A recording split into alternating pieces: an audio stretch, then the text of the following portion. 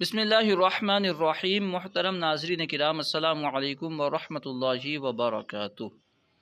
احادیث یاد کرنے کے بے شمار فضائل ہیں، اسی وجہ سے ہم آپ کے سامنے چھوٹی چھوٹی احادیث پیش کرتے ہیں تاکہ آپ انہیں یاد کریں اور دارین کی سعادتیں حاصل کریں۔ آج ہم یہاں سے پڑھیں گے حدیث نمبر 41 سے۔ دیکھیے حدیث نمبر 41 ہے، کنت نہیتکم عن زیارت القبور فزوروها، یعنی میں نے تمہیں قبروں کی زیارت سے منع کیا تھا، روکا تھا۔ کنت نہیتکم، میں نے تمہیں روکا تھا، عن زیارت القبور، قبروں کی زیارت سے، فزوروها، تو تم ان کی زیارت کرو، یعنی قبروں کی زیارت کرو۔ یعنی پہلے قبروں کی زیارت سے منع کیا گیا تھا، اس کے بعد نبی پاک نے قبروں کی زیارت کا حکم دیا۔ پھر آگے حدیث پاک ہے، صلو کما رأیتمونی اصلی، نماز پڑھو جیسے تم مجھے نماز پڑھتا دیکھتے ہو، یعنی جیسے تم مجھے نماز پڑھتا ہوا دیکھتے ہو ویسے ہی نماز پڑھو۔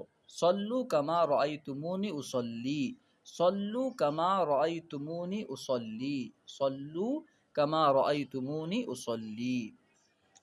حدیث پاک ہے، خیر المجالس اوسعها، یعنی بہترین مجلس کشادہ مجلس ہے، جو مجلس کشادہ ہو وہ بہترین مجلس ہے۔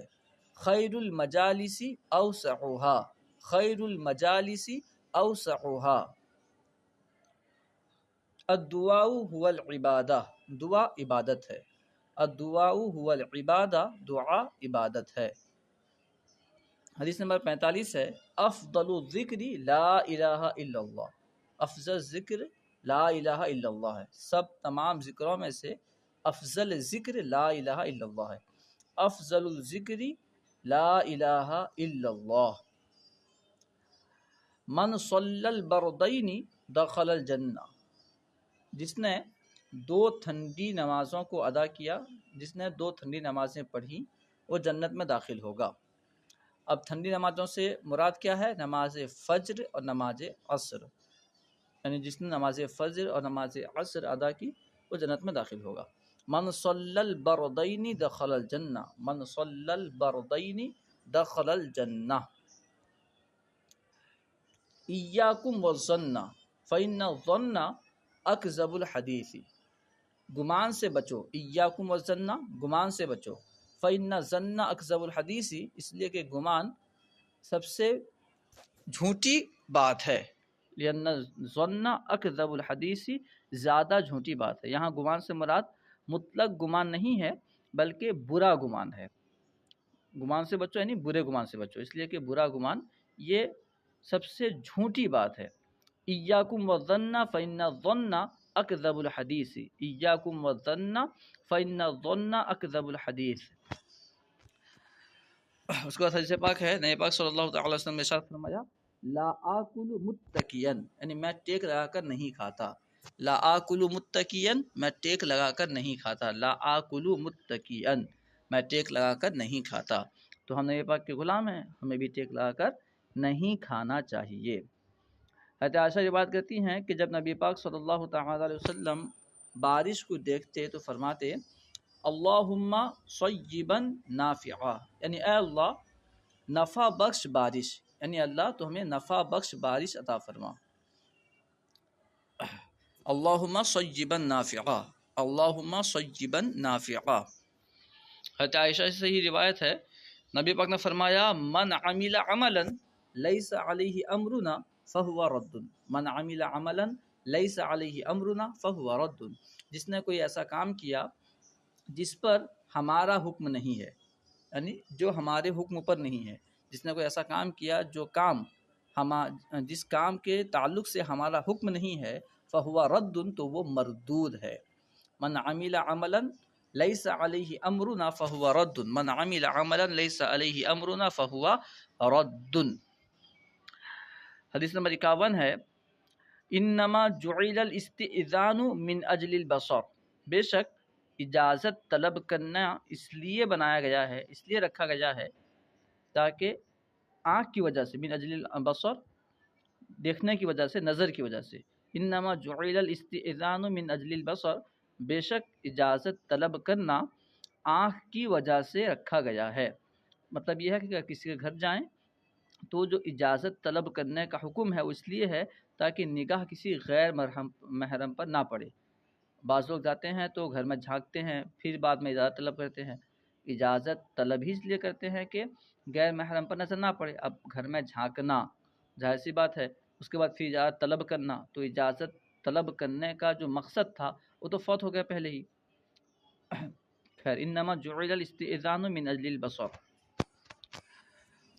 آگے حدیث پاک ہے، لا یزال الناس بخیر ما عجل الفطر، لوگ ہمیشہ بھلائی پر رہیں گے۔ لا یزال الناس بخیر، لوگ ہمیشہ بھلائی پر رہیں گے، ما عجل الفطر، فطرہ، جب تک وہ افطار جلد کرتے رہیں گے، جب تک وہ افطار میں جلدی کرتے رہیں گے۔ لا یزال الناس بخیر ما عجل الفطرہ، لوگ ہمیشہ بھلائی پر ہی رہیں گے جب تک وہ افطار جلد کرتے رہیں گے۔ نفس المؤمن معلقۃ بدینہ حتی یقضی عنہ، مومن کی جان اس کے قرض کے ساتھ لٹکی ہوتی ہے۔ معلقۃ بدینہ، اس کے قرض کے ساتھ لٹکی ہوئی ہوتی ہے، حتی، یہاں تک کہ یقضی عنہ، اس کی طرف سے ادا کر دیا جائے۔ یعنی اگر کسی نے کوئی قرض لیا ہے تو اس کی جان جو ہے اس قرض سے معلق رہتی ہے، تو جب اس سے اس کی جانب سے قرض ادا کر دیا جاتا ہے تو پھر جان جو ہے چھٹکارا پاتی ہے۔ نفس المؤمن معلقۃ بدینہ حتی یقضی عنہ، نفس المؤمن معلقۃ بدینہ حتی یقضی عنہ۔ اذا اقیمت الصلاۃ فلا صلاۃ الا المکتوبہ، جب نماز قائم ہو جائے تو کوئی نماز نہیں ہے سوائے فرض کے۔ اذا اقیمت الصلاۃ، جب نماز قائم ہو جائے، فلا صلاۃ، تو کوئی نماز نہیں ہے، الا المکتوبہ، سوائے فرض کے، سوائے فرض نماز کے۔ اذا اقیمت الصلاۃ فلا صلاۃ الا المکتوبہ۔ خیرکم من تعلم القرآن وعلمہ، یہ بہت مشہور حدیث ہے، تم میں بہترین شخص وہ ہے جو قرآن سیکھے اور سکھائے۔ خیرکم من تعلم القرآن وعلمہ، خیرکم من تعلم القرآن وعلمہ، تم میں بہترین شخص وہ ہے جو قرآن سیکھے اور سکھائے۔ جاہد المشرکین باموالکم وانفسکم والسنتکم، یعنی تم مشرکین سے اپنے مال، اپنی جان اور اپنی زبان سے جہاد کرو۔ جاہد المشرکین باموالکم وانفسکم والسنتکم، جاہد المشرکین باموالکم وانفسکم والسنتکم، تم مشرکین سے اپنے مال، اپنی جان اور اپنی زبان سے جہاد کرو۔ لئن بقیت الی قابل لأصومن التاسعہ، اگر میں آنے والے سال تک باقی رہا، یعنی زندہ رہا، دنیا میں ظاہری طور پر رہا، لأصومن التاسعہ، تو ضرور بھی ضرور 9 کا روزہ رکھوں گا، یعنی 9 تاریخ کا روزہ رکھوں گا۔ مطلب یہ ہے، یہ محرم شریف کی 9 تاریخ کے بارے میں ہے کہ اگر میں آئندہ سال زندہ رہا، یعنی بظاہر ظاہری حیات کے ساتھ رہا، تو میں روزہ رکھوں گا۔ نبی پاک تو ایسے بھی زندہ ہیں، کیونکہ اللہ تعالیٰ نے زمین پر حرام کر دیا ہے کہ انبیاء کرام کے جسموں کو کھائے، اس لیے اللہ فرماتے ہیں تو زندہ ہے واللہ، تو زندہ ہے واللہ، میری چشم عالم سے چھپ جانے والے۔ ان اللہ رفیق یحب الرفق فی الامر کلی، بے شک اللہ نرمی فرمانے والا ہے اور نرمی کو پسند کرتا ہے تمام امور میں، تمام کاموں میں۔ ان اللہ رفیق یحب الرفق فی الامر کلی، ان اللہ رفیق یحب الرفق فی الامر کلی۔ حدیث پاک ہے، کل مسکر خمر، ہر نشہ آور چیز شراب ہے، وکل مسکر حرام، اور ہر نشہ آور چیز حرام ہے۔